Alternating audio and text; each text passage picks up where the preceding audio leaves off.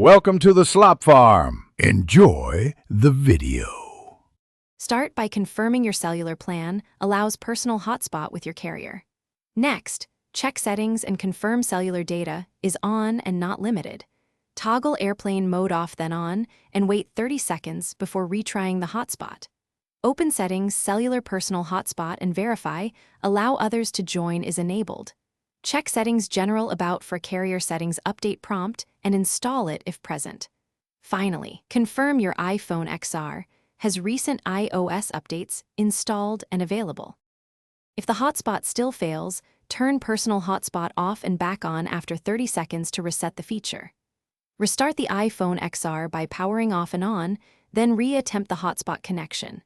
In Settings, tap General, Reset, then reset network settings to clear Wi-Fi, Bluetooth, and cellular configurations.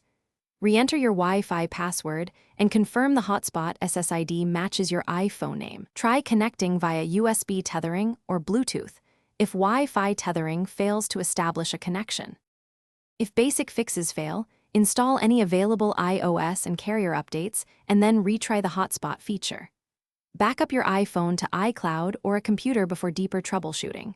If problems persist, perform a factory reset and restore the backup to clear persistent software faults. Alternatively, contact your carrier to verify hotspot provisioning and account limits or to check for outages in your area. Finally, if connectivity still fails, schedule an Apple support appointment for hardware diagnostics on your iPhone XR. Thanks for watching. Consider subscribing if we helped you today.